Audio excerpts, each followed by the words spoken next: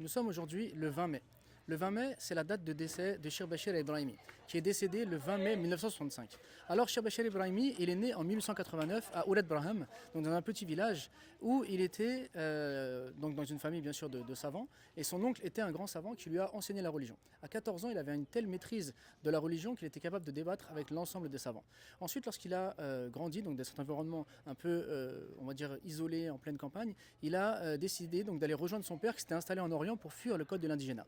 Et donc, il est parti d'abord au Caire, où il a appris, mais également enseigné. Puis surtout, il est parti à Médine. À Médine, c'est là qu'il va rencontrer Ibn Badis. Alors, il va étudier là-bas, mais surtout, il va enseigner. Et la nuit, il va rester avec Ibn Badis afin de discuter de la situation de l'Algérie, qui vit donc une véritable crise. Pourquoi? Parce qu'elle a été combattue dans son identité. Et donc, comment faire revenir l'identité musulmane, comment préserver l'identité musulmane dans un moment justement aussi difficile. Alors, toutes les nuits avec Ibn Badis, ils vont discuter de cela. Puis ensuite, il va quitter Médine pour partir à Damas, où il va on va dire, exceller dans la science au point donc de devenir une grande personnalité donc de la vie intellectuelle de Damas et de l'enseignement de la langue arabe et des sciences religieuses en général. En 1920, il va rentrer en Algérie et il va commencer donc dans sa région natale à enseigner. Il va enseigner bien sûr la doctrine de l'islam, il va chercher à redonner on va dire confiance à son peuple qui a été privé de son identité, de sa culture, de sa religion.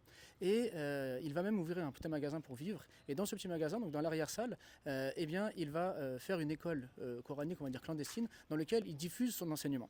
Ensuite, en 1931, Ibn Badis va réunir donc, les savants de l'Algérie afin de créer l'association des ulama. Et donc, il va être envoyé par Ibn Badis à Tlemcen afin d'ouvrir Dar al-Hadith dans lequel il pourra justement enseigner à l'ensemble de la population, c'est-à-dire aux jeunes filles qui n'avaient pas accès à l'éducation, également aux jeunes garçons, aux adultes. Bref, il va faire en fait une école révolutionnaire dans laquelle il va mobiliser toutes les connaissances possibles afin de générer de la conscience. Mais il va déranger le colon qui va finir par l'assigner à résidence à Aflou. Et donc, il va rester dans quelques années assigné à résidence. Une fois qu'il est libéré, il reprend son enseignement. Puis les événements du 8 mai 45 vont faire qu'il va être à nouveau emprisonné. Puis en 1946, lorsqu'il va être libéré, eh bien, il va encore reprendre son activité. Il mobilise tout, il mobilise l'enseignement, il mobilise le journalisme, il mobilise la politique, le militantisme, bref, tout ce qu'il peut afin donc de préserver l'identité musulmane, l'identité arabe et l'identité algérienne. Ensuite, en 52, il va quitter l'Algérie pour aller en Orient afin de défendre la cause de l'Algérie, la cause des musulmans, et il va voyager à travers le monde entier. Et en 54, quand il y aura donc le déclenchement de la révolution, eh bien, il va soutenir